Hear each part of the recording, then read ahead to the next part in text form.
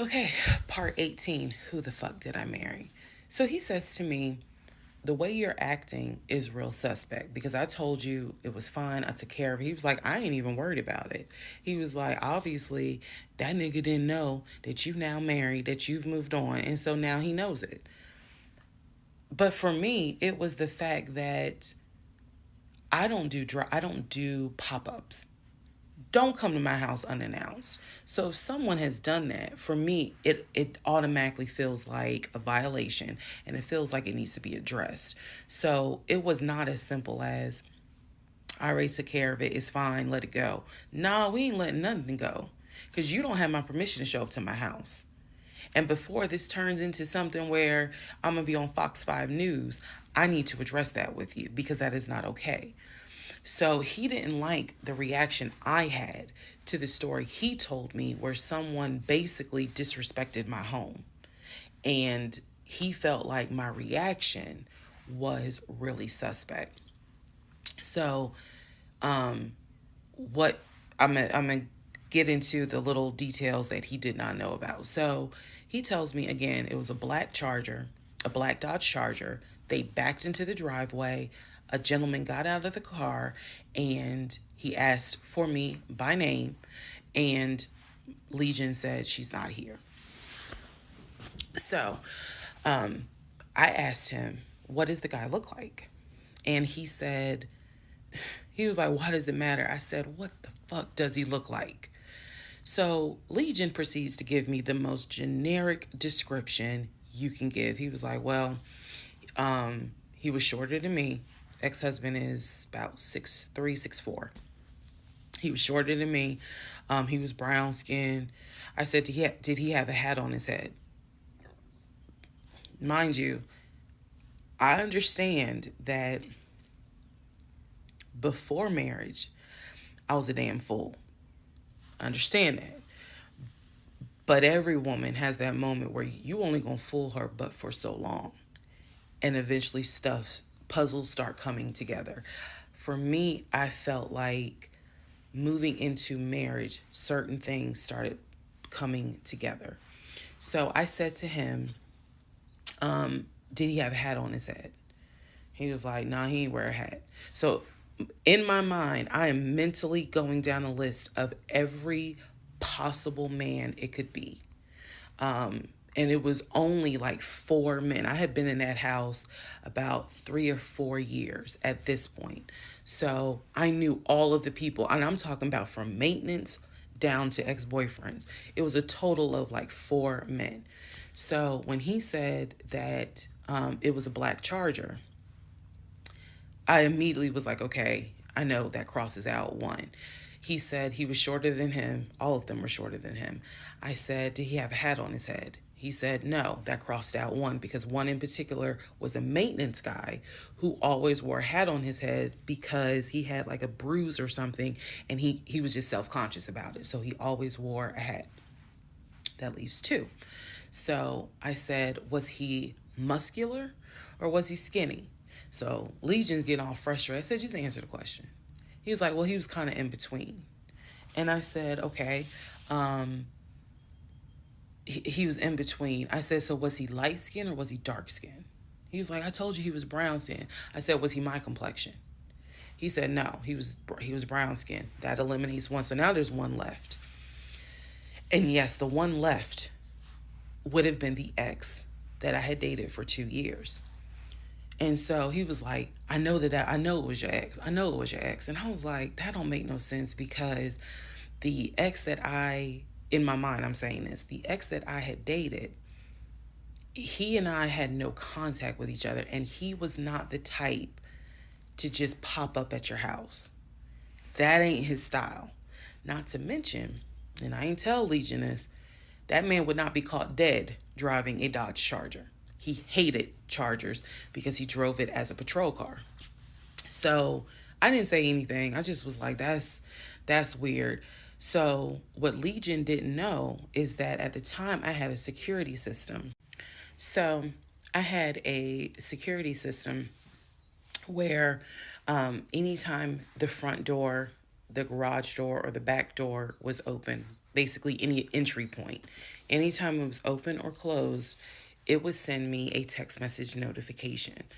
So when he's telling me all this, I'm looking at my phone and I see a notification where the front door was opened and it was shut all within the same minute. So, for example, if it says front door open at 1 p.m., front door closed at 1 p.m. So, whatever he did was within those 60 seconds.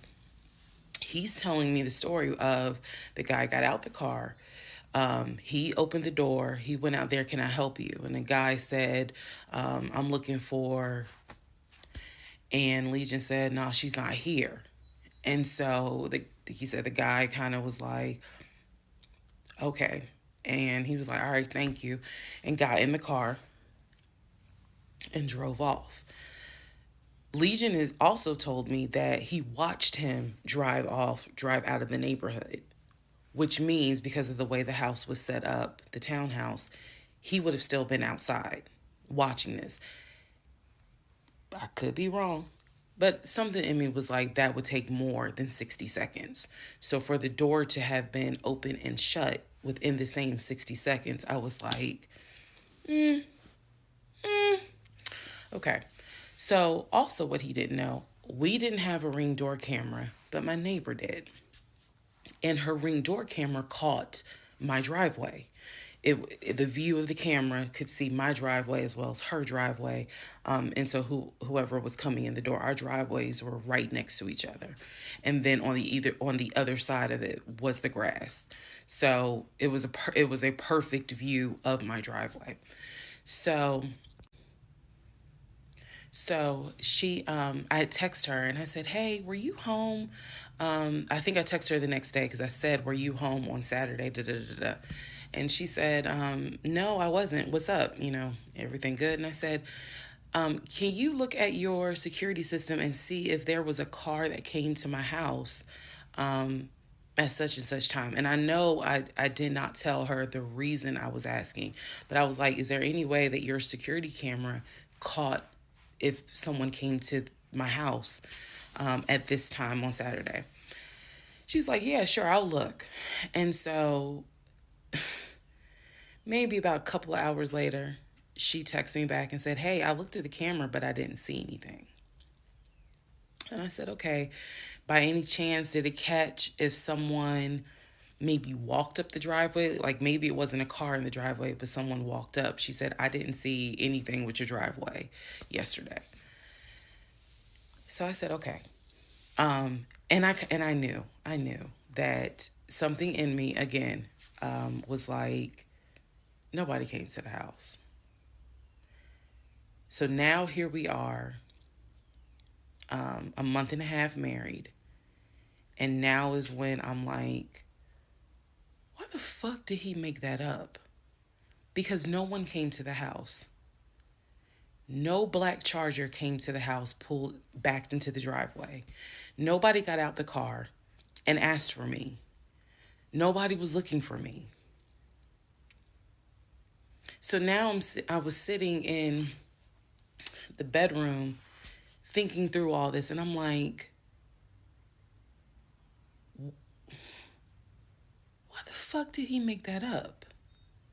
Because that's what happened. I'm looking at the text messages on my phone where he's telling me someone just came to the house looking for you. But no one came.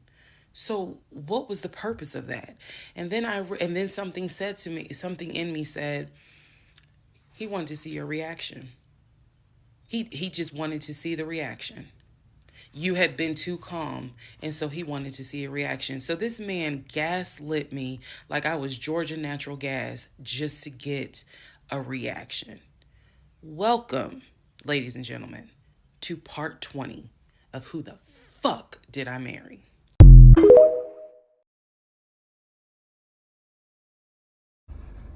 All right, part 20 of Who the Fuck Did I Marry? So after the black Dodge Charger incident, things were quiet. Legion was fine. Legion slept just fine.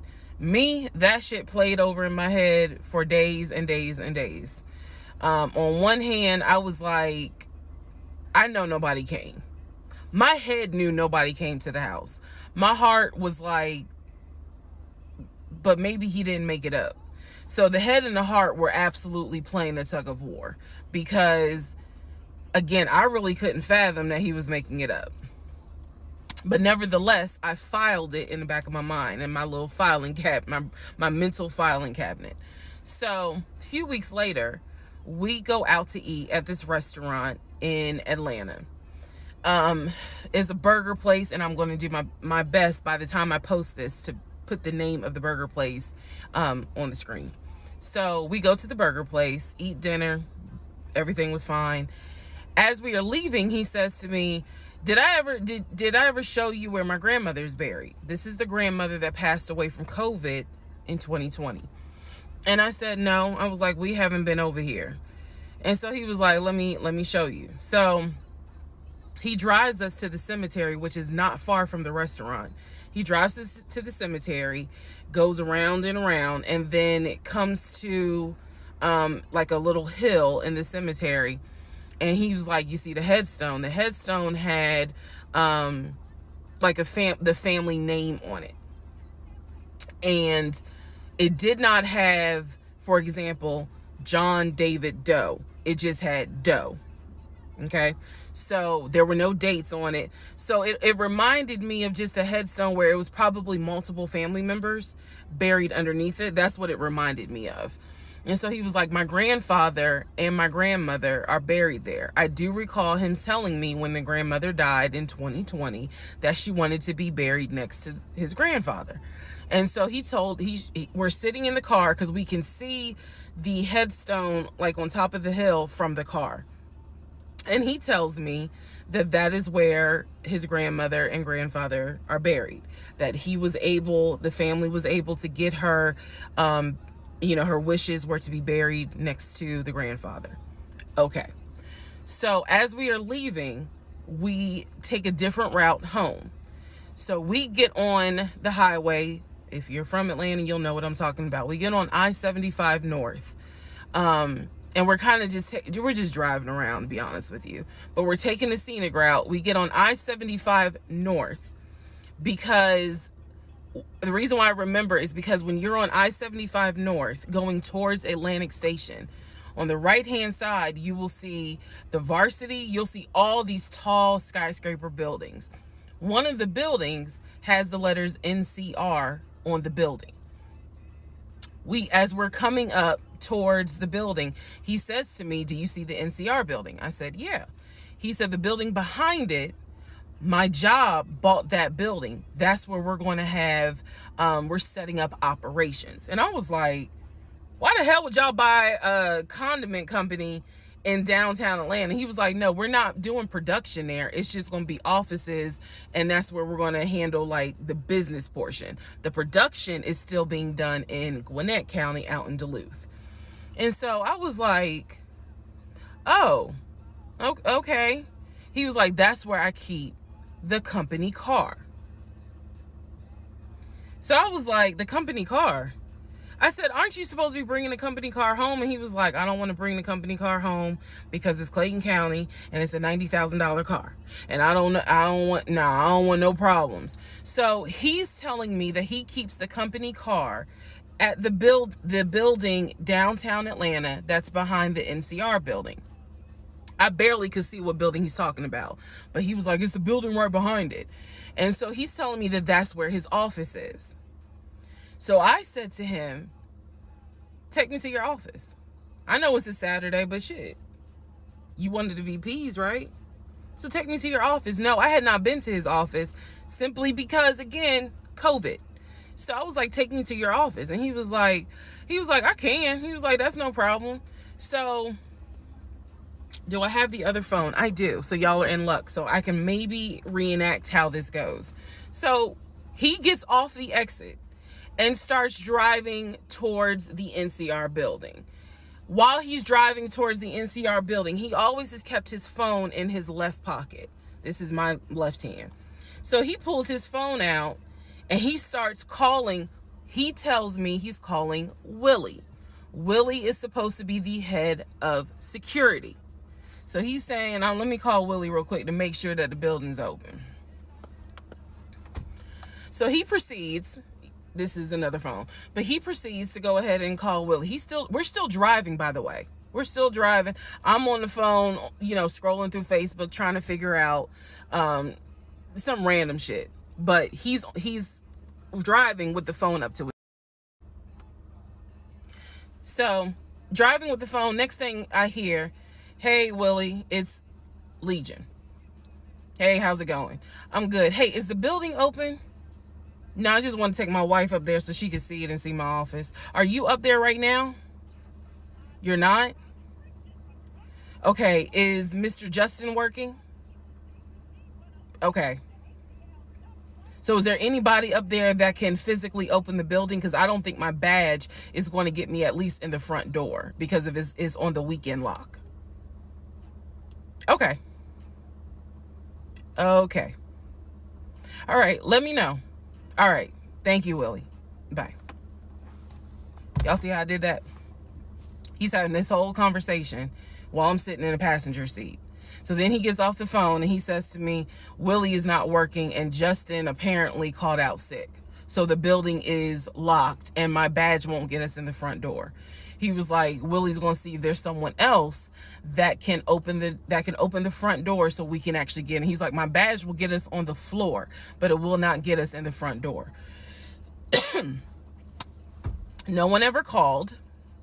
So when he's getting off the highway, he basically turns onto Spring Street. Again, there's all kinds of shit I distinctly remember. He turns onto Spring Street so that he can then get on 75 South so we can go home. Never saw the office that day. But again, this is where he's saying that he keeps the company car. So when we get to part 21, I'll kind of go into detail about the whole company car a little bit more.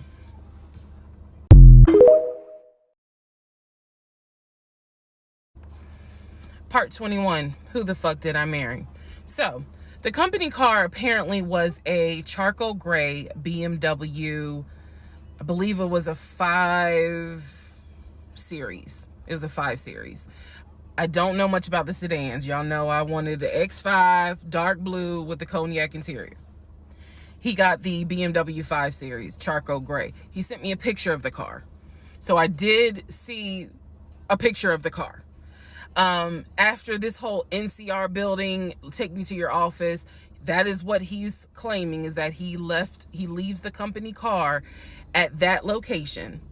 He's saying that he drives from Riverdale to Midtown, switches out cars, and then drives from Midtown to Duluth. Those that don't know how Metro Atlanta is, basically Midtown would be in between where we live and Duluth. I only know that he left the house every day at 6:15. I know that I never physically saw the company car come to our home. Saw pictures, plural. So when he told me that he got a BMW 5 Series, keep in mind this is after I had been promised a dark blue X5. So I was a bit salty. I don't care if it is a company car. I was a bit salty. I will admit that. Because I felt like you get to drive the car that I really want, which is a BMW. And so he would call me from the car. He would tell me, yeah, I may just drive home in this car and not switch back to his personal car. He was like, I don't know. He did that a lot.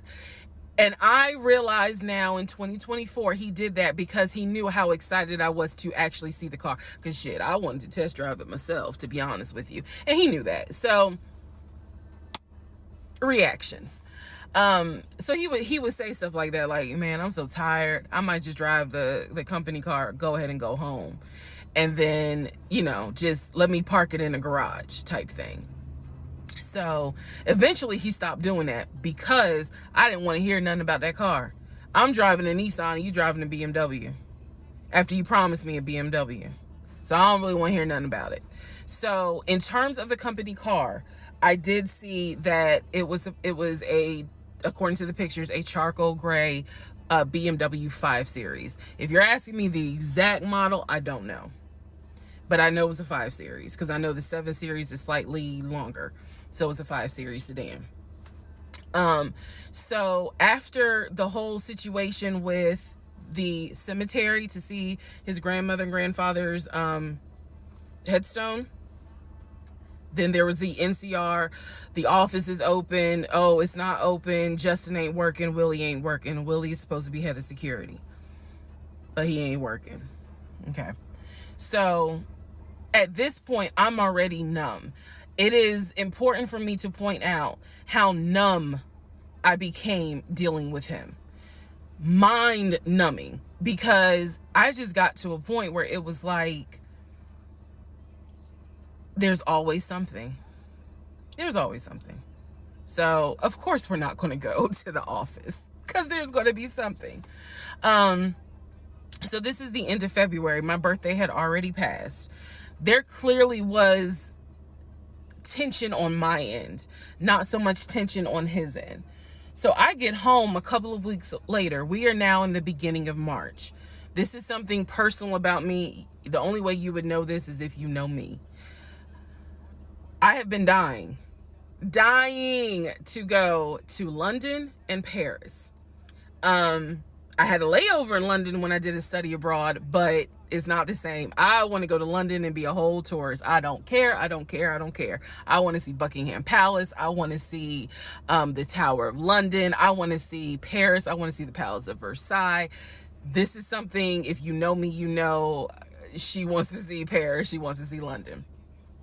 So I get home from work. This is the beginning of March.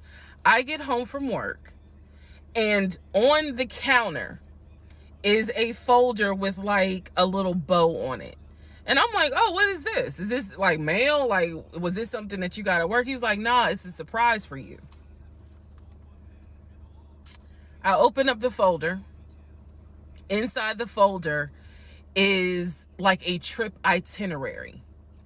It is not an actual booked trip. It's like an itinerary. A trip for two to go from Atlanta to London. The trip should have happened, and it was the month on there was like July. So it was a summer trip. So he tells me, I'm going to take you to London. He was like, I wanted to take you for your birthday, but certain things fell through. He was like, so this summer in July, we're going to go to London. He was like, I've already made a reservation for us to stay at the Savoy. Again, there are certain things that my brain just was like, remember that. He said, I've already made a reservation for us to stay at the Savoy. I didn't know, as much as I want to go to London, y'all, I didn't know anything about the Savoy. And so I remember going to look it up because I was like, what is the Savoy? Well, apparently the Savoy is bougie, very bougie. So I was so excited. I cannot tell y'all how fucking excited I was when I saw that he had printed out British Airways. Like, he was speaking my language. I am one of those people, I'm a planner. So when he's saying, I'm gonna take you to London, and he took the time to research flights and print it out, and research the Savoy and print it out, and there were different not excursions, but there were different things that you could do. You could go see the Tower of London, you could go see Buckingham Palace, changing of the guard, we could go have high tea at certain places. He was like, I don't really want to go, but I know you're dying to go. So he was like, you know I love you and I would do anything for you, blah blah, black sheep, have you any wool? And so he was like, I'm going to take you to London in July. The trip did not include Paris, that's fine, but I was so excited. So excited. And so this is the beginning of March. I was like, this is great. Hopefully this happens. I knew I needed to renew my passport, and he was saying that he had to renew his passport as well because his passport had expired. So both of us were like, okay, we need to get on this if we're going to try to make it to London in July, and it's now March. Me being the planner I am, I think I went to work the next day and printed out the passport applications so that we could fill it out and go ahead and get that process going. So, needless to say, something must have happened, and I don't remember what it was. We just simply didn't fill out the application for the passport. So, fast forward, we're now at mid-March. Mid-March, the decision was made that my mom, who lived in Arkansas, was coming to visit us. She would be coming, I believe, the second week of April, and she was going to stay a week, and then a few days. So like maybe a total of 9 days. Not quite 2 weeks, but a little over a week. So she was coming in April, and I was excited. Legion was excited because he was excited to physically meet my mom. He had talked to her on Zoom. He had talked to her on the phone, but he was excited to physically meet my mom. And my mom was excited to physically meet her son-in-law. So this is mid-March. I'm going to go into part 22 where I explain what happened with Facebook Messenger.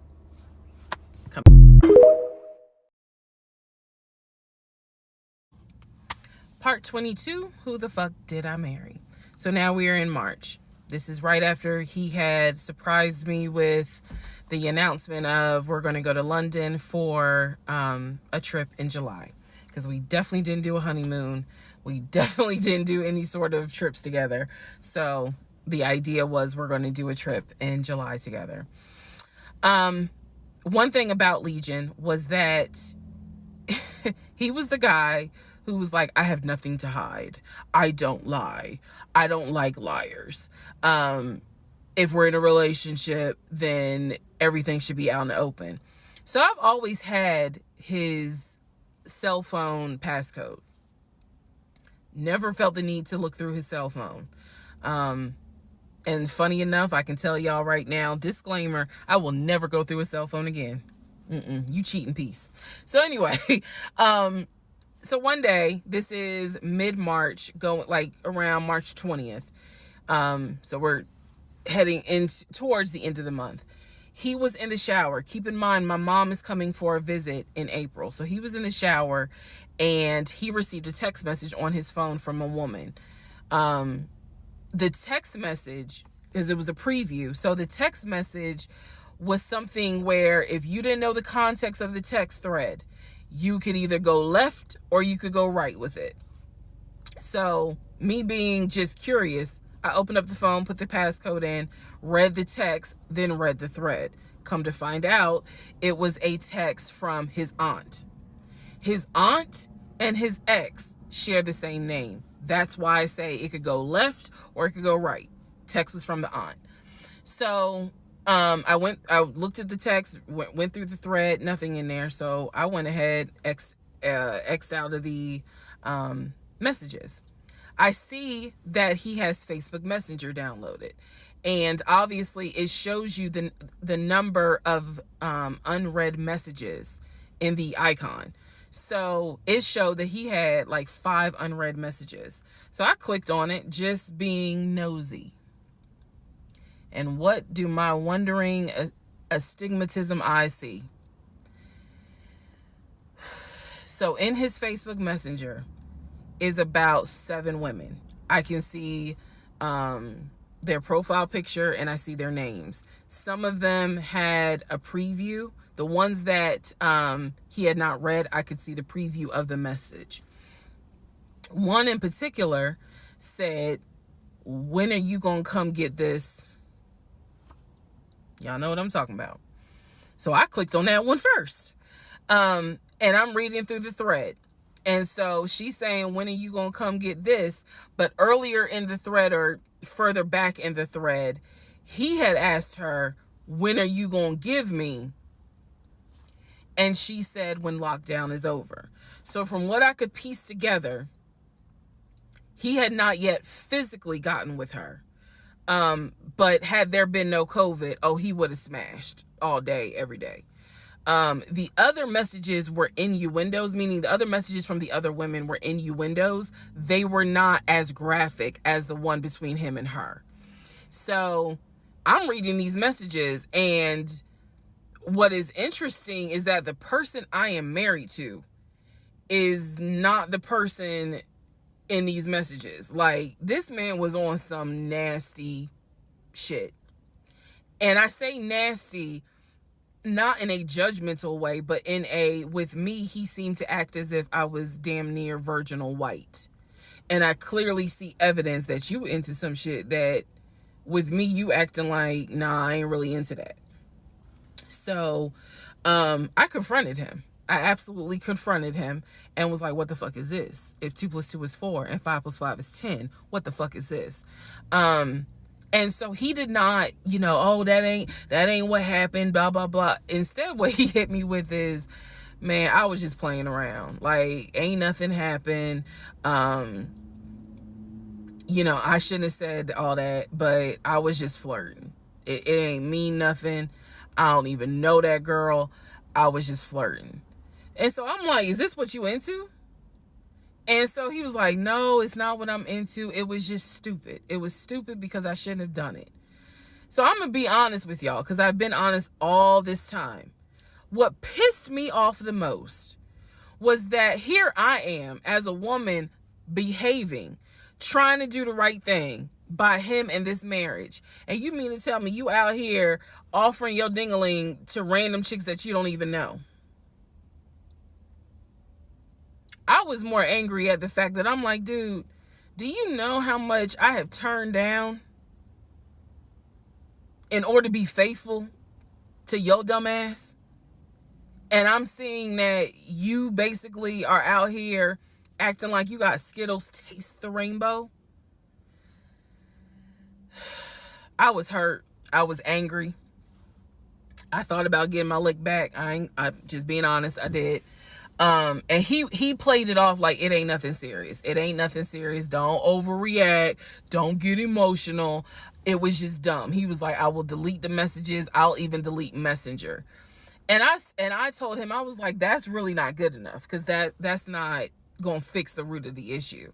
So this is where I introduced that we need to do marriage counseling. He didn't have any issue doing marriage counseling. We did not do premarital counseling, but he was like, that's fine. He was like, I don't have no problem doing marriage counseling because if anything, it can help us. So I thought that, okay, he may not have physically cheated from what I could see on the messenger. He may not have physically cheated, but he damn sure got caught, doing a little something, because they had exchanged pictures. So y'all know what pictures he sent. And I was disappointed because I don't like men that send those type of pictures. But anyway, that's another issue.